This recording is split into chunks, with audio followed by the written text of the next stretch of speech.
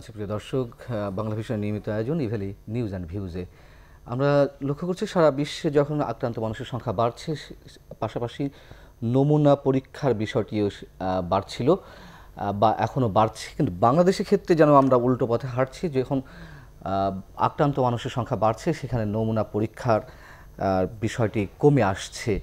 এর পেছনে বিভিন্ন কারণ রয়েছে। এই কারণগুলো আসলে আমাদের কোথায় নিয়ে যাচ্ছে? বিশ্ব স্বাস্থ্য সংস্থা গতকাল বলেছে করোনা ভাইরাসের যে মহামারী সেটি আরও অবনতির দিকে যাচ্ছে বিশ্বব্যাপী।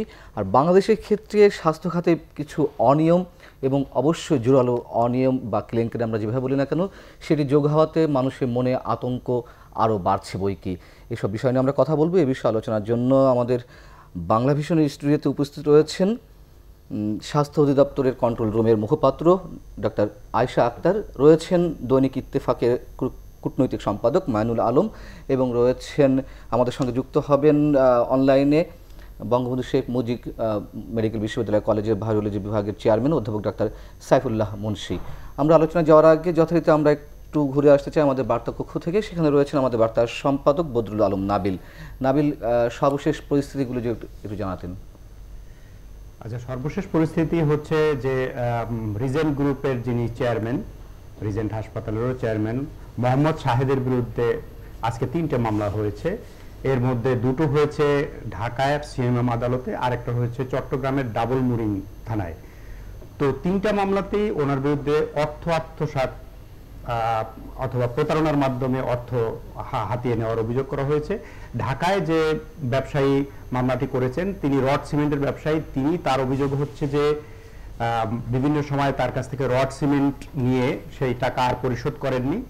আর চট্টগ্রামের যে ব্যবসায়ী মামলাটি করেছেন, তার অভিযোগ হচ্ছে যে তার কাছ থেকে তাকে ঢাকার রোড পারমিট, যানবাহন 3 হুইলার চালানোর জন্য রুট পারমিট বিআরটি এর কাছ থেকে নিয়ে দেওয়ার কথা বলে তিনি তার কাছ থেকে 91 লাখ টাকা নিয়েছেন।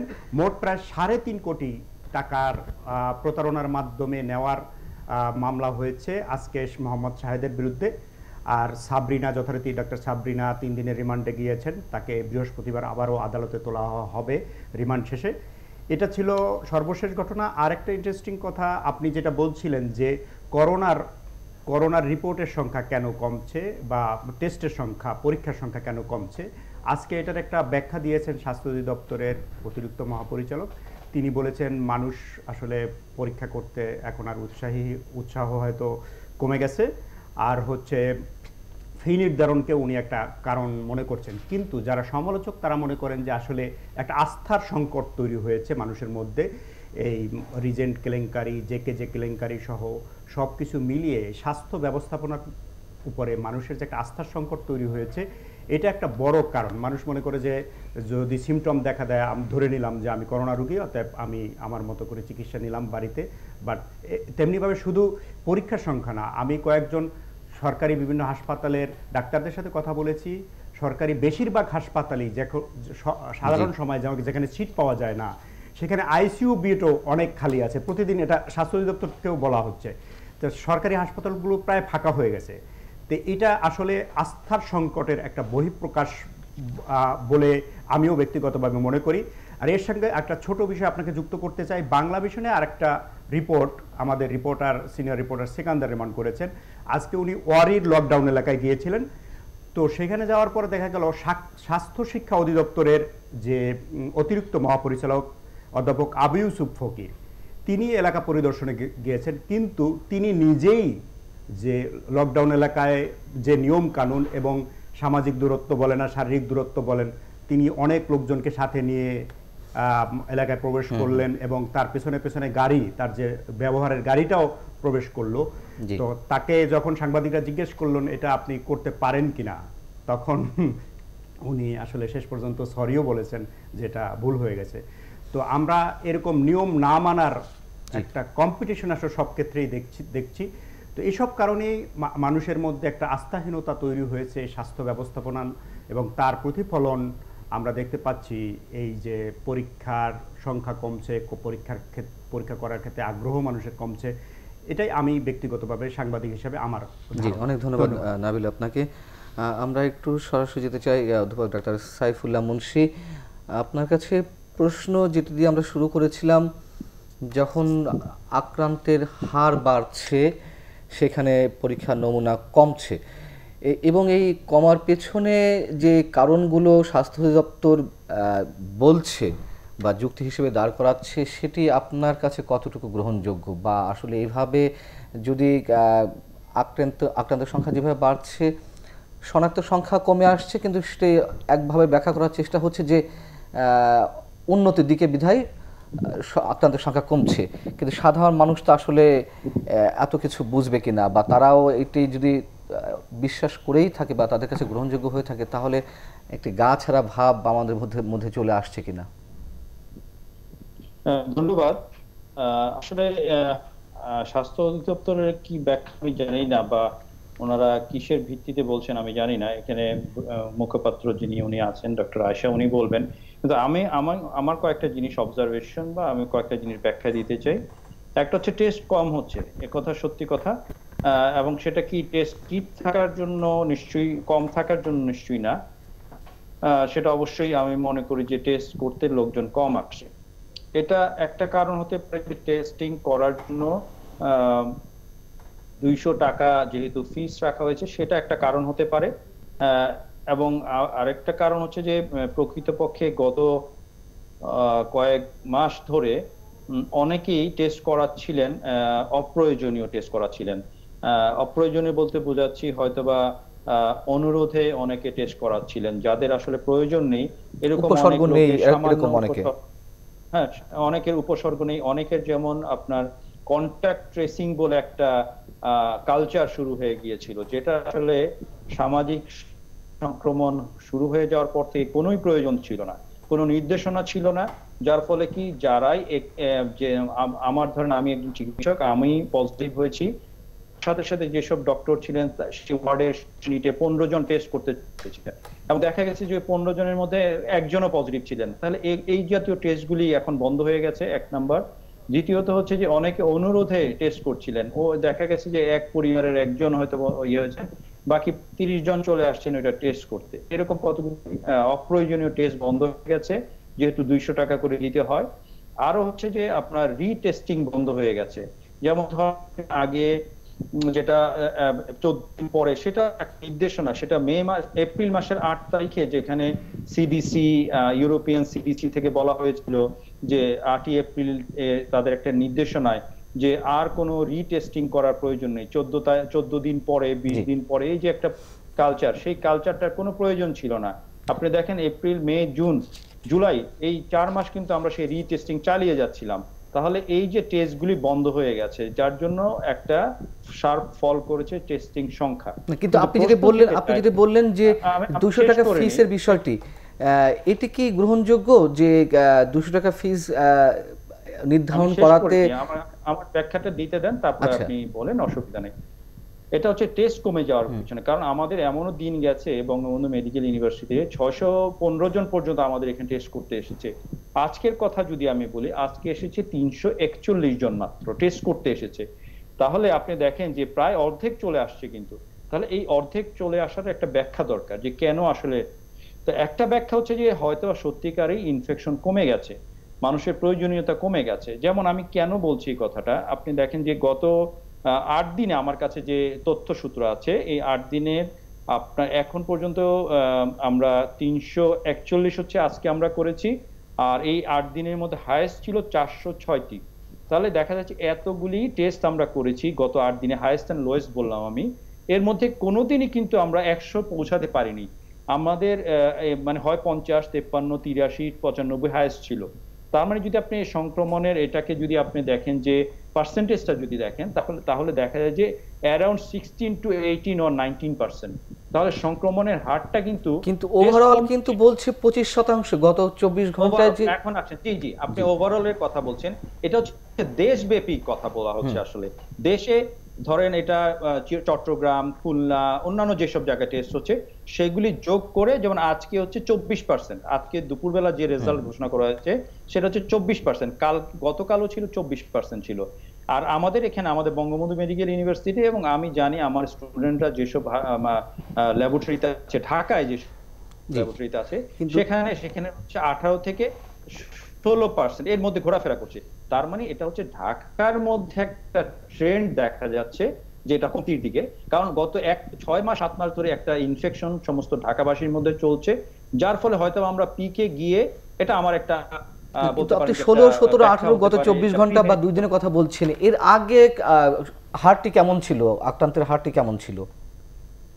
জি জি, ঢাকা, শুধু ঢাকার ক্ষেত্রে আপনারা ধরেন, আপনারা তো ঢাকার ক্ষেত্রে জি 7 মাস ধরে আছি, তো আমরা এপ্রিল থেকে শুরু করেছিলাম। এপ্রিলের ধরেন মাঝামাঝি সময় আমাদের 40% ছিল আমাদের এখানে পজিটিভিটির সংখ্যা, সেটা এক সময় এসে দাঁড়িয়েছিল 30%-এর মধ্যে। তারপরে এটা দাঁড়িয়েছিল অনেকদিন স্ট্যাটিক ছিল 22%-এর মধ্যে, 22-25। এখন আমরা দেখতে পাচ্ছি 16 থেকে 18 এর মধ্যে ওঠানামা করছে, বা কোনোদিন হয়তো 19-20 হচ্ছে এরকম। কিন্তু সত্যিকারে আমরা দেখতে পাচ্ছি একটা ট্রেন্ড নিচের দিকে। এটা কি যার কারণে হচ্ছে আমরা জানি না, মনে হচ্ছে যে সংক্রমণ হয়তো বা কমে যাচ্ছে। জি, আমি আপনার কাছে আসবো আবার, অন্তত ঢাকায় আমার এই প্রসঙ্গে একটু বলবো। জি হ্যাঁ, অধ্যাপক সাইফুল্লাহ যেটা বলছিলেন, আমার একটু পর্যবেক্ষণ বলতে চাই। আপনি রিটেস্টিং এর কথা বলছেন যে 14 দিন পার হয়ে গেলে এটা প্রয়োজন নেই, কিন্তু বাস্তব কারণে কিন্তু এই কথাটা, একজন রোগী যখন পজিটিভ হয় 14 দিন আইসোলেশন থাকার পর তাকে মুক্তি দেওয়া হয় কিংবা ফ্রি করে দেওয়া হয়, কিন্তু রিটেস্টিংটা কেন প্রয়োজন সেটা কিছু বাস্তব কারণ আছে। উনি যদি চাকরিজীবী হন, ওনার অফিসের ছুটির জন্য পজিটিভ একটা কাগজ সার্টিফিকেট দিতে হয়। উনি যদি পজিটিভ থেকে সুস্থ হয়ে ওঠেন, সেটা নেগেটিভ যে এটা শো করতে হয় এবং অফিসে জমা দিতে হয়, এই একটা বাধ্যবাধকতা ছিল। এবং রিটেস্টিংটা এখন আপনারা নিরুৎসাহিত করছেন, কিংবা স্বাস্থ্য অধিদপ্তর বলছে যে প্রয়োজন নাই, 24 দিন 21 দিন কিংবা 14 দিন এটা এমনিতেই পার হয়ে যায় এবং সংশ্লিষ্ট রোগী সুস্থ হয়ে ওঠে। আরেকটা বলছিলেন কন্ট্রাক্ট ট্রেসিংটা ভুল ছিল বোধহয়, আপনি এমন একটা কিছু কথা বলেছেন, আমি যদি ভুল না শুনে থাকি। কন্ট্রাক্ট ট্রেসিংটা তো তখন যখন সংক্রমণটা শুরু হলো এবং সামাজিকভাবে যখন এটা ছড়িয়ে পড়লো ঢাকায়, কিংবা যেমন গার্মেন্টসের কর্মীরা যখন একজন যখন হয়ে গেল, তখন সবাইকে পাওয়া গেল এবং সবাইকে এটা করার প্রয়োজন হলো। এটা ভুল ছিল না, এটা তখনকার পরিস্থিতি অনুযায়ী কন্ট্রাক্ট ট্রেসিং করতে হয়েছে এবং বিশেষজ্ঞদের মতামত অনুযায়ী কন্ট্রাক্ট ট্রেসিং করতে হয়েছে। এখন বলতে পারেন যে এটা ঠিক ছিল না, কিংবা এটা বেশি পরীক্ষা হয়েছে, এখন টাকা আরোপ করাতে, 200 টাকা ফি আরোপ করাতে এটা কমে গেছে। কিন্তু পরিস্থিতি যখন যেটা ছিল তখন সেটা করা হয়েছে। আমার একজন আত্মীয় প্রথম দিন পজিটিভ আসলো, 14 দিন পরে নেগেটিভ আসার প্রয়োজন আসলো। আবার আরেকজন আত্মীয় দ্বিতীয় দফা পজিটিভ আসলো, তৃতীয় দফায় 28 দিন পরে নেগেটিভ আসলো। এই কাজগুলো করতে হয়েছে। এটা একটা চিকিৎসার প্রয়োজনে, কিংবা আমরা যেই সাপোর্ট, যে সিস্টেমটা, আমরা যে পলিসিটা, গাইডলাইনটা শুনেছি, এটা আমরা জেনেছি সাধারণ মানুষ, চিকিৎসকরা কিংবা বিশেষজ্ঞরা এক কথা বলছেন, কিংবা এক এক ধরনের একটা পরিস্থিতি অনুযায়ী তাদের গাইডলাইনগুলো চেঞ্জ হচ্ছে, কিংবা পরামর্শগুলো পরিবর্তন হচ্ছে। আমি অধ্যাপক সাধারণ মানুষ অনেক সময় বিভ্রান্তি এবং কনফিউশনের মধ্যে। অধ্যাপক সাইফুল্লাহ মুন্সী, আপনি কি আমাদের সাংবাদিক মাইনুল আলমের প্রশ্ন করে বুঝতে পেরেছেন নিশ্চয়ই? আমি শুনতে পেয়েছি এবং আমি আপনাকে দুটো ব্যাখ্যা দিচ্ছি। আসলে আমাদেরকে তো বিজ্ঞান মনস্ক হতে হবে এবং বিজ্ঞান দ্বারা পরিচালিত হবে, এবং চিকিৎসকরাও সেই বিজ্ঞান দ্বারাই পরিচালিত হতে হবে। আমাদের যেখানে 8 এপ্রিল সিডিসি থেকে বলে দেওয়া হলো যে আপনার 14 দিন আর টেস্ট করার প্রয়োজন নেই, সেটা ইমপ্লিমেন্ট করা দরকার ছিল। আর আপনি যেটা বললেন যে আপনার কন্ট্যাক্ট ট্রেসিং এর নিয়মই হচ্ছে যখন সামাজিক সংক্রমণ হয়ে যাবে, এটা আমার কথা না বা কোনো চিকিৎসকের কথা না, এটা হচ্ছে WHO এর কথা। এখানে আপনার স্বাস্থ্য অধিদপ্তরের ডক্টর আয়েশা আছেন, ওনাকেও জিজ্ঞাসা করতে পারেন। যেদিন এটা বাংলাদেশের সামাজিক সংক্রমণ হয়ে গেল, সেই দিনই ঘোষণা করা দরকার ছিল, বা আমার মনে হয় করাও হয়েছিল, যে কন্ট্যাক্ট ট্রেসিং করার প্রয়োজন নেই। এখন একজন ব্যক্তি যদি নিজে মনে করেন যে তার কন্ট্যাক্ট ট্রেসিং করতে হবে, কিন্তু চিকিৎসক সেটা যদি না বলে, তারপরও আমাদেরকে করতে হয়েছে, অনুরোধের ঢেকে গেলার মতো অবস্থা হয়েছে। সেই জন্যই আসলে এই সংখ্যাগুলি বৃদ্ধি পেয়েছিল, যেগুলি কোনো প্রয়োজন নেই। আমরা যদি সেই নির্দেশনা না মানি, তাহলে তো আমাদের এই জাতীয় ক্ষতি হবে, এরকম সংখ্যা, টেস্টের সংখ্যা বাড়বে। আমি সেটাই বলতে চেয়েছি। না, মূল যে প্রশ্ন দুটোই, সেটা হচ্ছে যে রিটেস্টিং এর বিষয়টা, রিটেস্টিং যদি না করা হয়, তাহলে তো সে পরবর্তী নেগেটিভ আর পজিটিভ সেটি বোঝা যাবে কিভাবে? সেটার একটা বৈজ্ঞানিক ব্যাখ্যা আছে। বৈজ্ঞানিক ব্যাখ্যা, কিন্তু বাস্তব প্রয়োজন আছে, চাকরির ক্ষেত্রে প্রয়োজন আছে। বাস্তবতা বুঝবে চিকিৎসক, বাস্তবতা পেশেন্ট বুঝবে না, বাস্তবতা বুঝবে চিকিৎসক। চিকিৎসকের নির্দেশ অনুযায়ী চলাটাই হচ্ছে রোগীর জন্য প্রয়োজনীয়। ওনার নিজের আবেগ দ্বারা তাড়িত হয়ে সেটা বললে হবে না। এটা চিকিৎসক যেটা বলবে সেটাই আপনি শুনতে যেটা হবে। বলছেন ঠিক আছে, আপনার মতামতের প্রতি আমাদের শ্রদ্ধা রয়েছে, কিন্তু বাস্তবতার যে কথা যেটা বলছেন সাংবাদিক মাইনুল আলম, সেখানে আরো কয়েকটি বিষয় নিশ্চয় রয়েছে যে নেগেটিভ না হলে, নেগেটিভ সনদ না হলে অন্যান্য রোগের চিকিৎসা না, ক্ষেত্রে তার ডাক্তার কাছে এই যেতে যে পারছে না। আপনি যে কথাটা বলছেন এটা তো আমরাও এই জিনিসটা ফেস করছি, যে বিভিন্ন ব্যাংক, বিভিন্ন ইভেন চিকিৎসকদেরকেও তার হাসপাতালে যোগদান করতে দেওয়া হচ্ছে না রিটেস্টিং এর রিপোর্ট ছাড়া, যার জন্য কিন্তু স্বাস্থ্য অধিদপ্তর বাধ্য হয়েছে এই নির্দেশনা দিতে। এবং আমি একটু ব্যাখ্যাটাও দিয়ে নিই যে কেন প্রয়োজন নেই। কারণ একজন ব্যক্তি যখন আপনার করোনা আক্রান্ত হয় তার 7 থেকে 8 দিন পরে একদম গবেষণা দ্বারা আপনার প্রমাণিত যে তার আর ইনফেকশন ছড়ানোর কোনো সম্ভাবনা নেই। তার যে 14 দিন পরে মাঝে মাঝে যাদের পজিটিভ পাওয়া যাচ্ছে, সেই পজিটিভটা হচ্ছে আসলে ডেড ভাইরাস। সেই ভাইরাসগুলোর সংক্রমণের কোনো সম্ভাবনা নেই। এবং এটা সাউথ কোরিয়াতে এরকম 125 জন পাওয়া গিয়েছে, 116 জনের পাওয়া গিয়েছিল। পরবর্তীতে গবেষণা করে দেখা গেছে যে সেই ভাইরাসগুলির সংক্রমণের কোনো সম্ভাবনা নেই। সেগুলো শুধুমাত্র আরএনএ ছিল বা জেনেটিক মেটেরিয়াল ছিল, যেটার জন্য পিসিআর টেস্টটা পজিটিভ আসছিল। যার জন্য কিন্তু এটা বিজ্ঞানসম্মতভাবে প্রমাণিত যে কোনো ব্যক্তি যদি 14 দিন পরে পজিটিভ আসে তারপর সে আপনার এই সংক্রমণ ছড়ায় না। কিন্তু আমাদের রোগীদের প্রয়োজনে যদি আমাদেরকে 3,500 টাকা করে একটা টেস্ট ফ্রি দিতে হয়, তাহলে তো আমাদের এখানে কঠোরতা আরো করতেই হয়, তাই না? জি, আমি আপনার কাছে আবার না না, এই প্রসঙ্গে আরো বলার আছে। একজন কেমোথেরাপি, ক্যান্সার রোগী কেমোথেরাপি করতে যাবে, ওখানে যে ডাক্তার কেমোথেরাপি করবেন উনি নেগেটিভ সার্টিফিকেট ছাড়া কেমোথেরাপি করবেন না। ফরেন ট্রাভেলের ক্ষেত্রে বিমান ভ্রমণের ক্ষেত্রে নেগেটিভ সার্টিফিকেট লাগবে। এগুলো তো নেসেসিটি, এটা আবেগ না, এটা বাস্তবতা এবং নেসেসিটি। আপনি এটা 1% কেমোথেরাপি বাংলাদেশের 100% লোক দিচ্ছে নাকি? এটা তো না, শুধু 1% কেমোথেরাপি নয়। নয়, না, এটা বেশিরভাগ ক্ষেত্রে স্পেশালাইজড রোগীর চিকিৎসার জন্য, হৃদরোগের চিকিৎসা, কিডনির চিকিৎসা, ক্যান্সারের চিকিৎসা। আমি এই প্রশ্নটার উত্তর একটু ডাক্তার আয়েশা আক্তার আপনার কাছে জানতে চাই। যদি তাই হয়, বিশেষজ্ঞ মতামত তাই হয় যে রিটেস্টিং এর প্রয়োজন নেই, এবং যেখানে জোরালো আপত্তি জানাচ্ছেন সাংবাদিক মাইনুল আলম, এবং আমার প্রশ্নও সেটি, যদি তাই হয় তাহলে কান্ট্রি ওয়াইড সারা দেশের যে, আমি আপত্তি জানাচ্ছি না, আমি বাস্তবতা, আমি সেটাই বলছি, সেটাই বলছি, আমি বলছি বাস্তবতা বিজ্ঞান ভিত্তিক তো আপনার না, বিজ্ঞান ভিত্তিক ঠিক আছে, তাহলে এখানে WHO গাইডলাইনে বলে দিয়েছে এই ভাইরাস আমার প্রশ্ন সেখানে না, কোশ্চেনটা পড়ে না, আমার কোশ্চেন, জি বুঝতে পেরেছি আপনার কথা। পজিটিভ পেশেন্টের ক্ষেত্রে আপনি তো এটা একদম নতুন ভাইরাস, যার ফলে এটা কিন্তু রিসার্চের মাধ্যমে কিন্তু প্রমাণিত হয়েছে যে গাইডলাইন। এখানে আমি পরপর 3 দিন যদি আমার কোনো উপসর্গ না থাকে, ওষুধ না খেয়ে, তাহলে তো আপনি নেগেটিভ বলে ধরা হচ্ছে তাকে, তারপর আইসোলেশনে রাখছি, সেক্ষেত্রে রিটেস্টের দরকার নেই। তাহলে যেটা দরকার নেই সেটা আমি কেন করব? মেনে নিচ্ছি, সঞ্চালক হিসেবে আমি আপনাদের কথা মেনে নিচ্ছি, অধ্যাপক সাইফুল আলম হিসেবে, এবং আপনি যেটা বলছেন বিশেষজ্ঞ মতামত দিচ্ছেন আমি মেনে নিচ্ছি। কিন্তু বিষয়টি হচ্ছে, তাহলে স্বাস্থ্য অধিদপ্তর থেকে সারা দেশের ক্লিনিক হসপিটালগুলোতে কেন এই বার্তা পৌঁছে দেওয়া হচ্ছে না যে অন্য জটিল রোগে আক্রান্ত যারা রয়েছেন, যারা চিকিৎসা সেবা নিতে চাচ্ছেন, তাদের ক্ষেত্রে করোনা নেগেটিভ সনদের কোনো প্রয়োজন নেই, তাহলে তারা কেন ভোগান্তির শিকার হবেন? অলরেডি কিন্তু বার্তা আছে, এখন যেমন সব জায়গায় কিন্তু বলা, কার্যকারিতা আছে সব জায়গায়। প্রথম দিকে শুরুতে আতঙ্কিত হয়ে কিন্তু পেশেন্ট রাখতো না কেউ, এখন কিন্তু সবাই রাখছে। কোভিড নন কোভিড ভাগ করা আছে, এবং আপনারা জানেন যে পেশেন্ট যাচ্ছে এবং পেশেন্টকে সন্দেহজনক মনে হলে তাকে সন্দেহজনক ওয়ার্ডে ভর্তি করা হচ্ছে।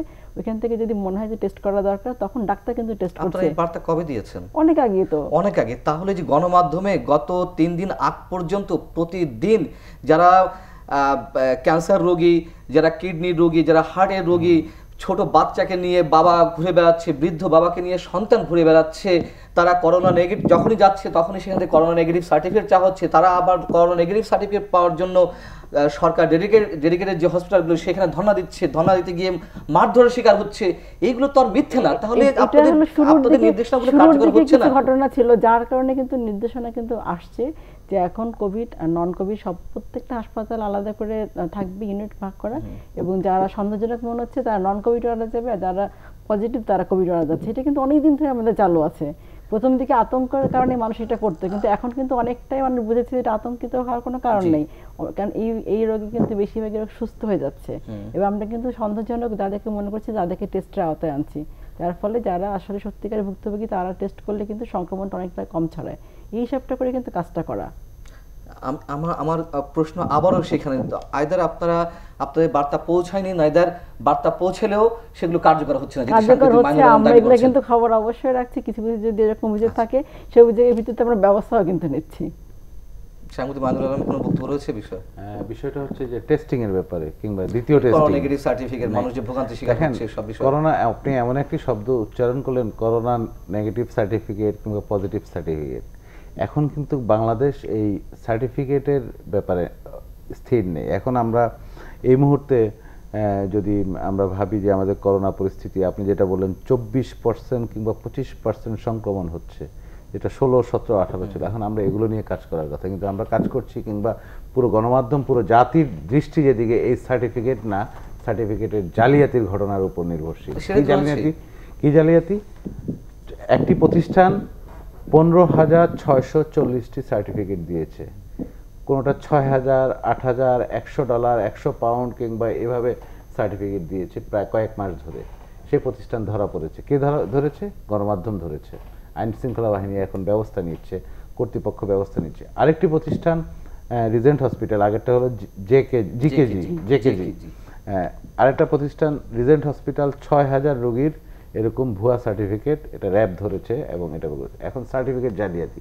এই জালিয়াতির, এই জালিয়াত কিংবা ভুল কিংবা ফ্রড সার্টিফিকেট নিয়ে আপনি, আমি, আমাদের পরিচিত লোকজন গেছে বিভিন্ন হাসপাতালে চিকিৎসা করতে, অন্য রোগের চিকিৎসা, যে কথার সূত্রে আমরা আসছি চিকিৎসা করতে, ওখানে ঘটেছে বিপত্তি। এই সার্টিফিকেট নিয়ে ইতালি সহ ইউরোপে আমাদের এখন একটা নিষেধাজ্ঞার মতো অবস্থা, আমাদের প্রবেশাধিকার নিষিদ্ধ হয়ে গেছে। এই সার্টিফিকেট নিয়ে বিদেশে অন্তত শত শত মানুষ গেছে, জাপানে এই সার্টিফিকেট নিয়ে গেছে, জাপানে বিমান চলাচল বন্ধ, কোরিয়াতে আমাদের নিষেধাজ্ঞা আছে, এবং বাংলাদেশের ফ্লাইট চীনে পর্যন্ত যেতে পারেনি এবং নিষেধাজ্ঞা। গোয়াঞ্জুতে ফ্লাইট গেছে, রোগীদের ফেরত পাঠিয়ে দিয়েছে, ইতালিতে তো নামতেই পারেনি। এই অবস্থা, কারণ এরা জালিয়াতি সার্টিফিকেট নিয়ে গেছে। নেগেটিভ সার্টিফিকেট নিয়ে বিমান ভাড়া, অধ্যাপক সাইফুল্লাহ বলেন সার্টিফিকেটের প্রয়োজন নেই, সার্টিফিকেটের প্রয়োজন আছে। গতকাল তো পররাষ্ট্র মন্ত্রণালয় বৈঠকের সিদ্ধান্ত, আমার কথা মনে হচ্ছে কথাটা ঠিক হচ্ছে না, কথাটা সার্টিফিকেটের প্রয়োজন নেই, সার্টিফিকেটের প্রয়োজন আছে, এবং জাল ভুয়া সার্টিফিকেট নিয়ে আমরা এখন পুরো জাতি খেসারত দেয়া। না, আমি এমন কোনো কথা বলিনি সার্টিফিকেটের দরকার নেই, রিটেস্টিং এর প্রয়োজন নেই, কিংবা যার পজিটিভ হয় তার নেগেটিভ হওয়ার প্রয়োজন নেই, তাই তো বলছেন আপনি? নেগেটিভ টেস্টের প্রয়োজন নেই, ভাইরাসটা 7 দিন পর চলে যায়। সেটাই বলেছে।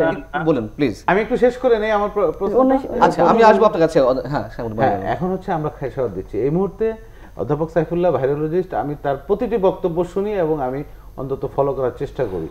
ব্যাপারটা হচ্ছে আমরা তো এক জায়গায় নেই, আমরা কয়টা ক্রাইসিস দিব? আমরা হসপিটাল ম্যানেজমেন্ট করব, আমাদের রোগতত্ত্ব নিয়ে কাজ করব, উনি ভাইরোলজিস্ট, ওনারা গবেষণা করছেন, আমরা কি এরকম কিছু জানতে চাইবো, নাকি আমরা এই কেলেঙ্কারি নিয়ে হবে? এই কেলেঙ্কারি কে সৃষ্টি করেছে? এই কেলেঙ্কারি যারা এই সার্ভিস প্রোভাইডার, যে স্বাস্থ্য পরিচালনা করছে, তারাই এই কেলেঙ্কারি জন্ম দিয়ে আজকে এই পর্যায়ে নিয়ে গেছে। আমি বিষয় আসবো, আপনি রিটেস্টিং এর কথা বলছেন, সেই উত্তরটা একটু নিয়ে আসি। এগুলো আমাদের চিন্তার বিষয়। আমি কেলেঙ্কারি বিষয়ে আসবো। নির্দেশনা যদি আসতো, একজন চাকরিজীবী তার অফিসের থেকে ছুটি নিয়েছে করোনা রোগী হিসাবে, 14 দিন পর উনি ফিরে যাবেন, দ্বিতীয় টেস্টিং এর প্রয়োজন নেই এবং তার অফিস অ্যাকসেপ্ট করবে, এমন একটা সামঞ্জস্যপূর্ণ ব্যবস্থা আমরা চালু করতে পারি। অধ্যাপক সাইফুল্লাহ মুন্সি কি বলছেন সেটা একটু ভালো করে শুনে আসি। জি, মাইনুল ভাইকে ধন্যবাদ যে উনি আমার সবগুলি মানে আমার আলোচনা দেখেন, আমার ভালো লাগলো। তো আমি ওনার সাথে বিনয়ের সাথে বলতে চাই, আমি কিন্তু স্বাস্থ্য বিভাগকে রিপ্রেজেন্ট করি না, ইন্ডিপেন্ডেন্ট ইউনিভার্সিটি। জি, কিন্তু আপনি যেটা বললেন যে রিটেস্টিং, আমি আগেই বলি যে আসলে এই যে বিদেশে যাওয়া লোকগুলো, এই লোকগুলো কিন্তু উচিত ছিল স্বাস্থ্য অধিদপ্তর থেকে নির্দিষ্ট কিছু কেন্দ্র, যেমন বঙ্গবন্ধু মেডিকেল ইউনিভার্সিটি, আইডিসিআর বা এখান থেকে পরীক্ষা করে সার্টিফিকেট দেওয়া, এরকম নির্দেশনা দেওয়ার প্রয়োজন ছিল, কিন্তু সেই নির্দেশনাটা কিন্তু দেয়নি। বারবার বলছি যে এই যে নির্দেশনাগুলি দেওয়ার জায়গা থেকে কিন্তু সঠিক সময় আসেনি, যার ফলে কিন্তু আপনি শুনেন, রিজেন্ট হসপিটাল স্বাস্থ্য অধিদপ্তর অনুমোদিত, ওখান থেকে আমি সার্টিফিকেট নিয়ে আমি বিদেশ যাব, জেকেজি আমি স্বাস্থ্য অধিদপ্তর অনুমোদিত। আপনি আসলে আপনি কথাটা ধরতে পারছেন, আমি বলছি যে না না, ওখান থেকে সার্টিফিকেট দেওয়ার কথা থেকে বলে নাই, যারা এটা দেওয়ার মতো ক্ষমতা আছে, বঙ্গবন্ধু মেডিকেল ইউনিভার্সিটি সেই অথরিটি আছে বা সেরকমের তাদের সেই কাঠামো আছে, যে আমরা যেমন এইচআইভি পেশেন্টদের আমরা টেস্ট করে থাকি এবং তাদেরকে সার্টিফিকেট দিয়ে থাকি বিদেশ ভ্রমণে যাওয়ার আগে, ঠিক তেমনি এরকম একটা প্রতিষ্ঠান, 2-3টা প্রতিষ্ঠানকে যদি সরকার নির্দেশনা দিয়ে দিত যে শুধুমাত্র তাদের সার্টিফিকেট আসলে বিমানে উঠতে পারবে, তাহলে কিন্তু এই জাতীয় কেলেঙ্কারি হতো না। আমি কিন্তু কখনোই বলছি না যে তাদের এটার সাথে কিন্তু রিটেস্টিং এর যোগাযোগ নাই। মাইনুল ভাই, একটা বোঝার চেষ্টা করেন, রিটেস্টিং আমি বলছি সেই লোকগুলি যাদের ইতিমধ্যে একবার পজিটিভ হয়েছে, যেটা আমরা এপ্রিল মাসেই বলে দেওয়া উচিত ছিল যে এদের আর রিটেস্টিং করার দরকার নেই। আমরা ইচ্ছা করলে বিজ্ঞাপন দিতে পারতাম টিভিতে যে রিটেস্টিং এর প্রয়োজন নেই। আসলে তো আমার কাছে কোনো নির্দেশনাই দেওয়া হয় নাই। ডক্টর আয়েশা আক্তার, যেখানে ভারতে সংক্রমণের হার টেস্টিংয়ের তুলনায় 13%, পাকিস্তানে 12%, বাংলাদেশে 24 বা 25%, এটা গতকালের হিসাবে, গতকাল বলতে রোববারের সর্বশেষ 24 ঘন্টায়। তো এই অবস্থায় যদি আমরা দাঁড়িয়ে থাকি তাহলে কি সেটি আমাদের জন্য ইতিবাচক? সংখ্যার হারে বলা হচ্ছে যেহেতু 11,000 12,000 টেস্ট হচ্ছে, যেখানে 18,363 পর্যন্ত বা 419 পর্যন্ত উঠেছিল গত 22শে জুন সর্বোচ্চ সংখ্যক টেস্টিংয়ের যে সংখ্যাটি, সেখানে সেটি এখন নেমে এসেছে 11,000 12,000-এ, এবং সেই 11,000 12,000-এর তুলনায় 24-25% পৌঁছেছে সংক্রমণের হার। এটা কি আমরা নিম্নগতি বলবো নাকি শনাক্তের ঊর্ধ্বগতি বলবো? আচ্ছা, এই অলরেডি এটা নিয়ে তো কথা হচ্ছে যে আসলে কেন কথা হয়েছে, ক্লিয়ার জবাব চাচ্ছেন যে এটা কেন কমছে। আসলে না, কেন কমছে না, যেহেতু স্বাস্থ্য অধিদপ্তর থেকে এরকম বলা হচ্ছে যে আমরা সেখানে আত্মতুষ্টির একটা বিষয় রয়েছে। গণমাধ্যমে যেভাবে খবর এসেছে, যিনি ব্রিফিং করেন তিনি বলছেন যে বাংলাদেশে সংক্রমণের মাত্রা কমছে। তার মানে আগে 4,200-300 এরকম পাওয়া যাচ্ছিল ইনফেক্টেড রোগীর সংখ্যা, সেখানে সেটি 3,000 3,500 নেমে আসছে। কিন্তু এটা বলা হচ্ছে না যেটা সংক্রমণের মাত্রা হিসেবে এর হারটি বাড়ছে, এটা কিন্তু বলা হচ্ছে না আপনার অধিদপ্তরের পক্ষ থেকে। যেহেতু বলা হচ্ছে না, আপনি এখানে উপস্থিত আছেন, সেই জায়গা থেকে প্রশ্ন সরাসরি আপনার কাছে। আচ্ছা, সেটা হলো যে আমরা কিন্তু ল্যাবের সংখ্যা কেন বাড়িয়েছি? টেস্ট করার জন্য। কারণ WHO অনুসারে টেস্টের সংখ্যা, আমরা ল্যাবের সংখ্যা বাড়াচ্ছি টেস্ট করার জন্য। কিন্তু এখানে এখন যে আগে 18,000-এর উপরে ছিল বা আমরা চেয়েছি আরো টেস্ট করতে, কিন্তু এখন টেস্টের সংখ্যাটা কমে আসছে। কারণ কতগুলো তো আছে যে অপ্রয়োজনীয় টেস্ট আসলে ওগুলো ঠিক আছে। এখন সংক্রমণের মাত্রাটা আপনি দেখেন, যতই টেস্ট করছি না কেন আমরা, তার মধ্যে আপনারা জানেন বঙ্গবন্ধু তো বললো অলরেডি, সংখ্যাটা কিন্তু কমে আসছে, পার্সেন্টেজটা আগের চেয়ে 40 থেকে 30। টেস্টের সংখ্যা নাকি সংক্রমণের মাত্রাটা কিন্তু কমে আসছে। কিভাবে মাত্রা কমলো? মাত্রাটা আপনার যেখানে 18% 22% হতো, 17,000 18,000 সেটি এখন 11,000 12,000 নেমে আসছে, তার মধ্যে 25% উন্নতি হয়েছে। আমরা 4,000 ছিল, এখন কম করলে কিন্তু 2, 3 এবং 4 এর মধ্যে কিন্তু ঘোরাফেরা করছে। আমরা কিন্তু এখনো বলছি না, একদম খুবই সন্তুষ্ট হয়ে বলছি না যে কমে যাচ্ছে, কিন্তু আমরা বলছি হারের কথাটা আমাদের মোটামুটি পার্সেন্টেজটা হলো যে খুব একটা বাড়ছে কিন্তু না। আবার বাড়ছে তো, বাড়লো খুব একটা বাড়ছে কিন্তু না, অবশ্যই খুব একটা বাড়ছে না, অন্যান্য দেশ তুলনা করলে দেখো খুব একটা বাড়ছে না, এবং এটা কিন্তু এক পর্যায়ে কিন্তু আছে। তো সংক্রমণে আমরা যেহেতু টেস্টও করছি এবং সংক্রমণের মাত্রাটা আমরা দেখছি, এবং টেস্টের সংখ্যা বাড়ানোর জন্য আমাদের বুথ করা এবং টেস্ট করার জন্য আমাদের এই যে প্রত্যেকটা জেলায় কিন্তু আমরা ল্যাব স্থাপন করার কাজও করছি, যাতে আমরা অনেক সংখ্যক টেস্ট করতে পারি, সেটাই আমাদের মেন টার্গেট। কিন্তু সংক্রমণের মাত্রাটা কিছুটা হলো যে মনে হচ্ছে যে কম, কিন্তু সেটাতে আমাদের সন্তুষ্টি আসলে এখন প্রকাশ করা যাচ্ছে না, কারণ আরো কিছুদিন আবার সংক্রমণের মাত্রা কম, যেহেতু টেস্ট কম হচ্ছে, রোগী বের হচ্ছে কম, কিন্তু পার্সেন্টেজের দিক থেকে আবার বেশি। টেস্ট কম হলো কিন্তু আপনি দেখেন যে যতগুলো টেস্ট করছি 11,000 হোক না কেন, আমরা আক্রান্ত সংখ্যাটা দেখেন 2 থেকে 3,000। এমন যদি হতো যে আমার 11,000-এর মধ্যে 10,000 টেস্টই আমার পজিটিভ হতো, 18,000-এর মধ্যে 18,500-এর মধ্যে 4,363 বা এরকম ছিল, সেখানে 11,000 12,000-এর মধ্যে আপনার 3,000 3,500 তো আসছে, কিন্তু 18,000-এর সাথে 4,300 আপনি পার্সেন্টেজ নিয়ে আসেন, আর 11,000 12,000-এর সঙ্গে 3,000 3,500 নিয়ে আসেন, আমার সংক্রমণটা একদম কমে গেছে। আমি কি বলছি টেস্টের সংখ্যা বাড়াবো, তারপরে একটা পর্যায়ে এসে বলতে পারবো যে হ্যাঁ আমার সংক্রমণ মাত্রাটা অনেকটাই কমে গেছে। তবে আশাবাদী আমরা যে হ্যাঁ, যদি মানুষ অনেকটাই হলে সচেতন হয়েছে, স্বাস্থ্যবিধি মেনে চলছে, সংক্রমণের মাত্রাটা আস্তে আস্তে অবশ্যই কমবে, কিন্তু সেক্ষেত্রে সবাইকে স্বাস্থ্যবিধিটা মেনে চলতেই হবে। অনেকটাই মেনে চলছে, আগের চেয়ে অনেকটাই মেনে চলছে, এটা আপনি আশা করতে পারবেন। আপনি জনগণ না, উনি ডাক্তার আয়েশা যে কথাগুলো বলছেন তার অবস্থান থেকে বলছেন, উনি সেটাই বলবেন স্বাভাবিক। এখানে যদি স্বাস্থ্যমন্ত্রী থাকতেন, স্বাস্থ্য অধিদপ্তরের মহাপরিচালক থাকতেন, তাহলে এক ধরনের ব্যাপার ছিল। কারণ আমিও প্রত্যাশা করি যে তাদের সাথে কথা বলাগুলো ভালো, কারণ অনেক প্রশ্ন আছে, অনেক ইস্যু আছে, এই জবাবগুলো স্বাস্থ্যমন্ত্রী দিচ্ছেন না, স্বাস্থ্য ডিজি দিচ্ছেন না, স্বাস্থ্য সচিব কিংবা কর্তারা দিচ্ছেন না।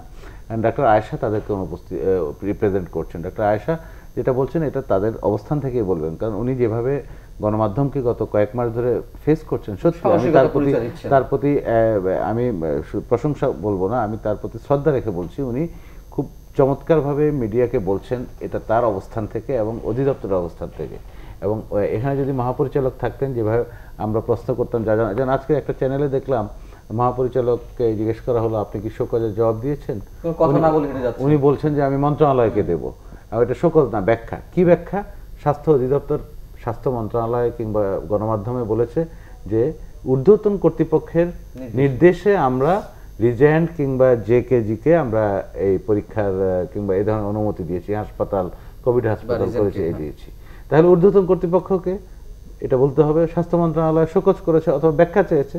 এটা জবাবটা আসুক, গণমাধ্যমে আসুক। তাহলে ব্যাপারটা কি এখন কি দাঁড়ালো, যে পুরো জাতি কি দেখছে? স্বাস্থ্য মন্ত্রণালয় নামক যে মন্ত্রণালয়টি আছে, তার অধীনে যে অধিদপ্তর আছে, যে অধিদপ্তর সারা দেশের স্বাস্থ্য ব্যবস্থাকে পরিচালিত করবে কিংবা স্বাস্থ্য সেবা পৌঁছে দেওয়ার জন্য একটা ব্যবস্থাপনা গড়ে তুলবে, তার পরিবর্তে এখন এগুলো দেখছি। এই যে রিজেন্ট কেলেঙ্কারি, শাহেদ কেলেঙ্কারি, ডাক্তার সাবরিনা কেলেঙ্কারি, জেকেজি, আরিফ, এই ঘটনাগুলো আসছে। 16,000 আর 6,000, 20-22,000 ভুয়া টেস্টের রিপোর্ট চলে গেছে। এটা আইনশৃঙ্খলা বাহিনী ধরেছে এবং এরা বিভিন্ন জায়গায় ছড়িয়ে পড়েছে। হাজার হাজার মানুষ বিদেশে গেছে।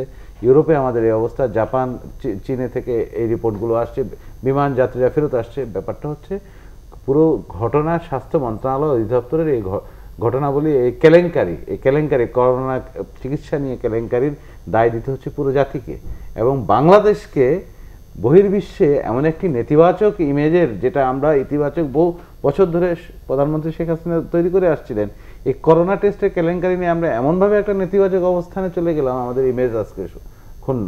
কারণ বাংলাদেশের বিশ্বাসযোগ্যতা নেই। বাংলাদেশ কিন্তু মাননীয় প্রধানমন্ত্রী তো তার সর্বোচ্চ শ্রম চেষ্টা এবং সর্বোচ্চ করছেন। মেধা ইউরোপিয়ান ইউনিয়ন কি বলেছে? বাংলাদেশ স্যাংজেন ভিসা নিয়ে বাংলাদেশের কোনো নাগরিক ইউরোপের এক দেশ থেকে আরেক দেশে যেটা যাওয়ার সুযোগ ছিল 26টা ইউরোপীয় কান্ট্রিতে এক ভিসা নিয়ে যেত, সেটা বাতিল করেছে। কারণ বাংলাদেশের করোনা ম্যানেজমেন্ট, করোনা চিকিৎসা ব্যবস্থা, করোনার যে টেস্ট, কোভিড টেস্টের যে সিস্টেম এবং এর বিশ্বাসযোগ্যতা প্রশ্নের সম্মুখীন।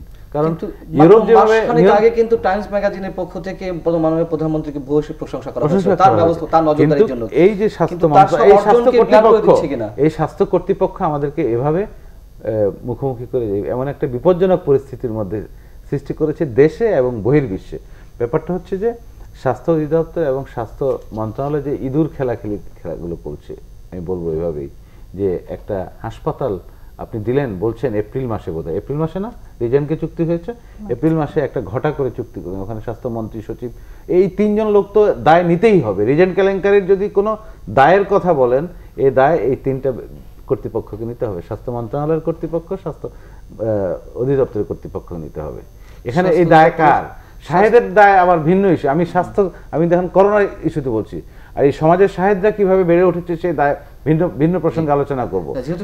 এই যে একজন না আমি আরেকটা কথা বলছি, এই যে ডাক্তার সাবরিনা, উনি একজন সরকারি কর্মকর্তা, উনি একজন চিকিৎসক, উনি কার্ডিওলজিস্ট হোক, যে কোনো একজন চিকিৎসক, উনি তার ডিসিপ্লিন অনুযায়ী উনি চাকরি করেন কিংবা সরকারি বিধি অনুযায়ী চাকরি করেন, শৃঙ্খলা বিধি।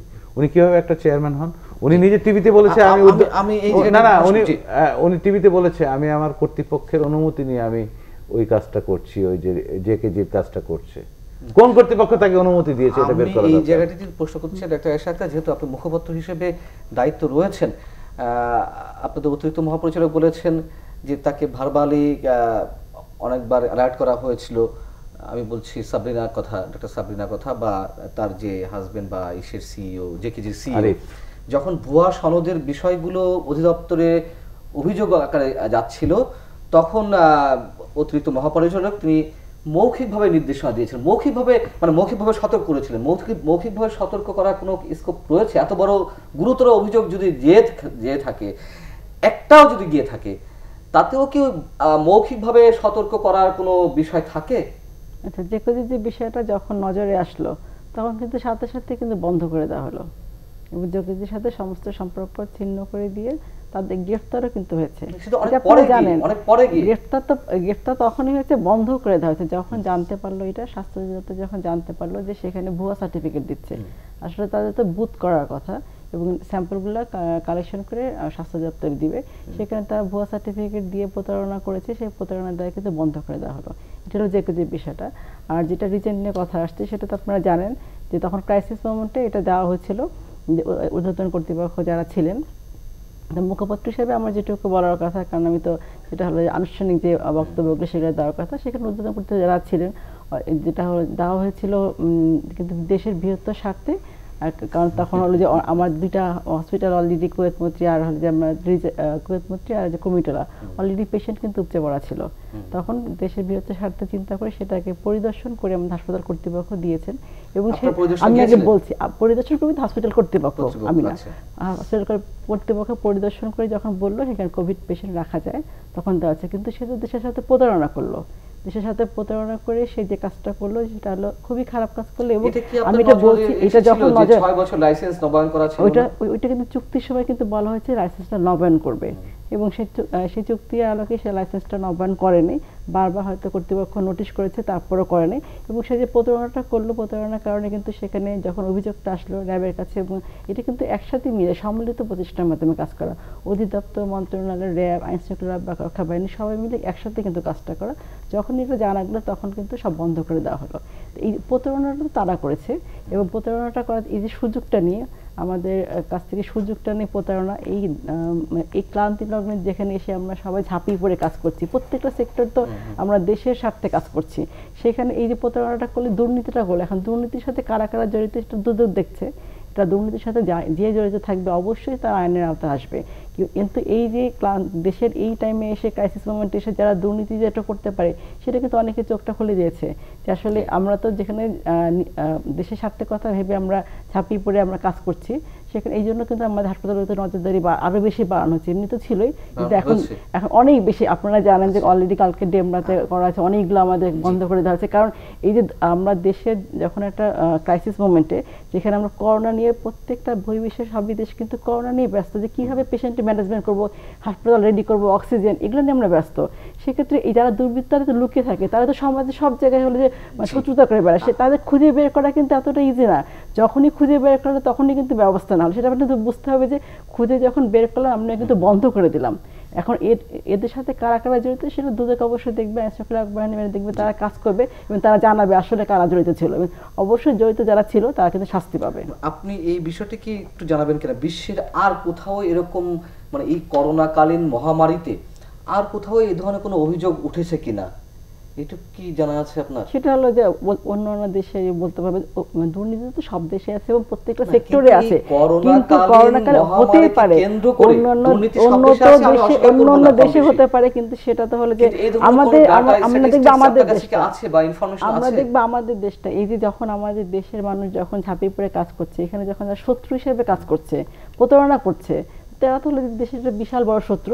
যেখানে আমি সাংবাদিক মাইনুল আপনার কাছে রাখবো, তার আগে একটু ডক্টর সাইফুল্লাহ মুশফিককে আমরা একটু জানতে চাই আপনার কাছে, সামনে কুরবানির যে বিষয়টি আলোচনা হচ্ছে, কুরবানি ঈদকে কেন্দ্র করে পশুর হাট বিশেষ করে, এবং বন্যা যেভাবে ধেয়ে আসছে বা এর আগে থেকে যে শুরু হয়েছে স্থায়িত্ব লাভ করছে, এবং আর এক দফা বন্যা আসার কথা রয়েছে, সামাজিক দূরত্ব এই শব্দগুলো বারবার ব্যবহার করা হচ্ছে।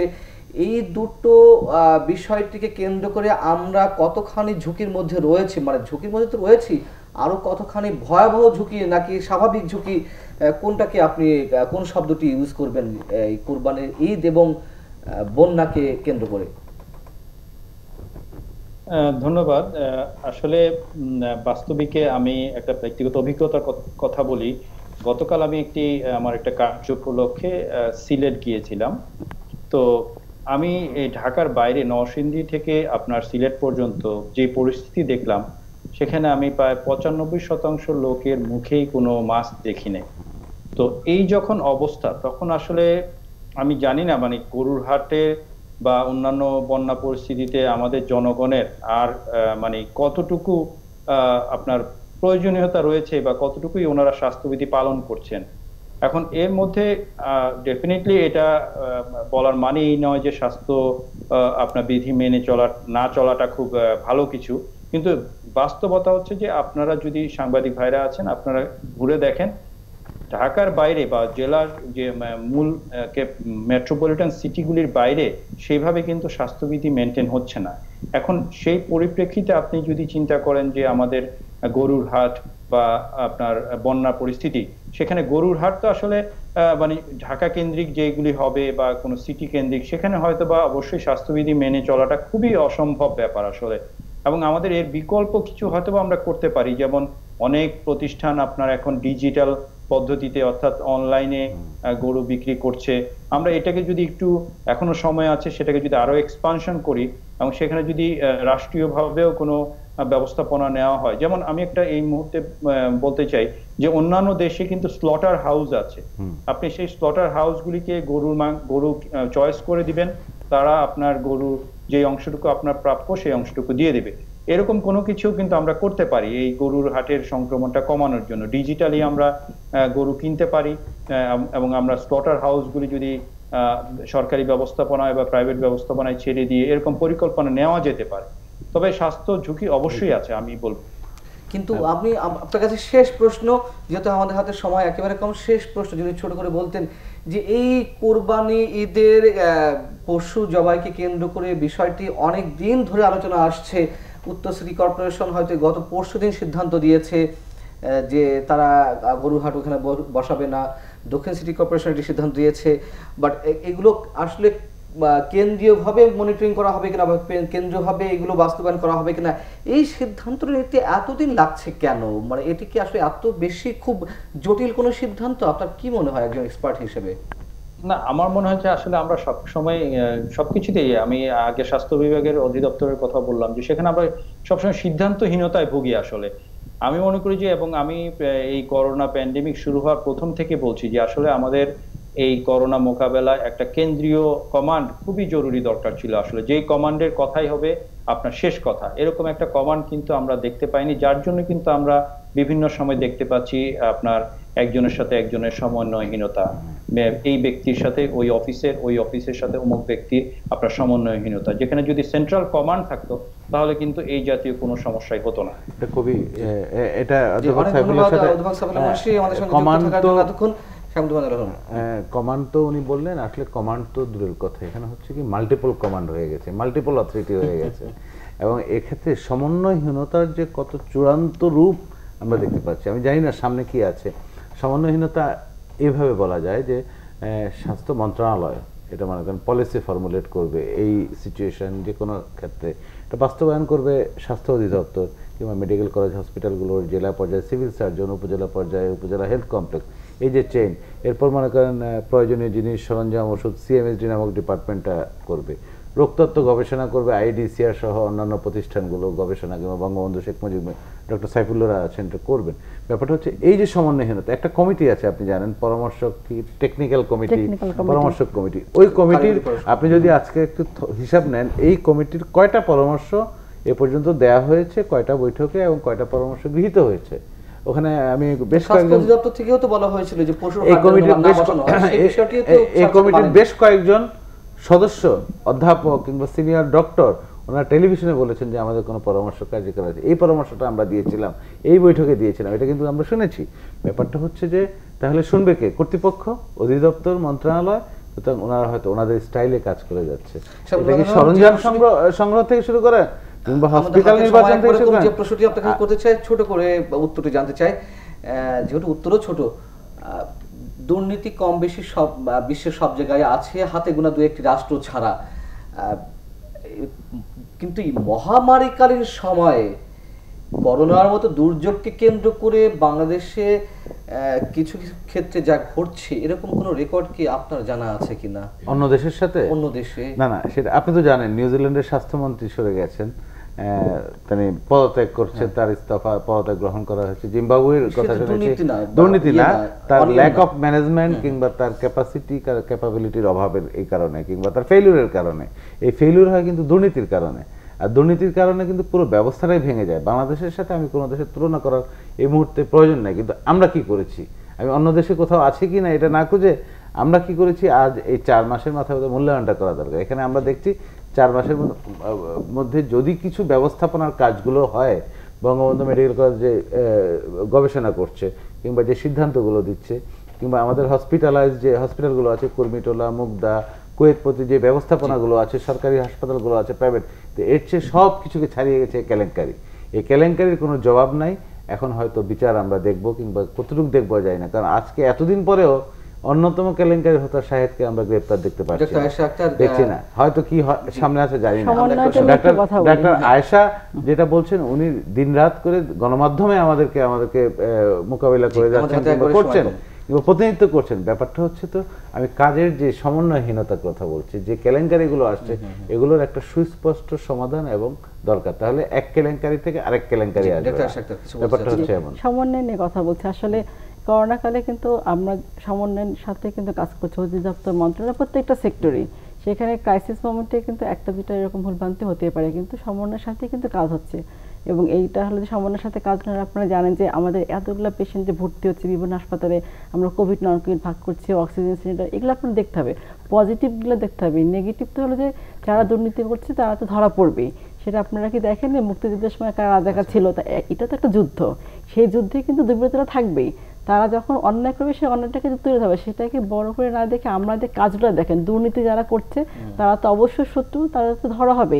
মাননীয় প্রধানমন্ত্রী নিজে তো জিরো টলারেন্স দিতে বলছে। আমরা তো দুর্নীতি মুক্ত দেশ চাচ্ছি, সেই কারণে সবারই দায়িত্ব, সেটা কিন্তু জনগণের দায়িত্ব এবং আপনাদেরও দায়িত্ব যে কোন জায়গায় হচ্ছে অভিযোগগুলো আপনারা তুলে ধরবেন, সেটা আপনারা ধরবেন। কিন্তু আপনারা দেখবেন যে আমাদের কথা বলেন, ভিডিও কনফারেন্সে কথা বলেন, উনি মানে আমার জানা মতে, মানে আমি এটুকু যদি বলতে না পারি মাইনুল ভাই, যে বিশ্বের আর কোথাও এই ধরনের অনিয়ম হচ্ছে কিনা করোনাকে কেন্দ্র করে, কিন্তু এটুকু আমি নির্দ্বিধায় এবং চোখ বন্ধ করে বলতে পারবো, বাংলাদেশের প্রধানমন্ত্রী যেভাবে মাঠ পর্যায়ে চোখ দিয়ে যেভাবে সবকিছু অবজারভেশনে রাখার চেষ্টা করছিলেন, পৃথিবীর আর কোন সরকার প্রধান বোধহয় সম্ভবত এইভাবে দিনে এত সময় দিয়ে এইভাবে মানে অবজার্ভ করার চেষ্টা কেউ করেনি।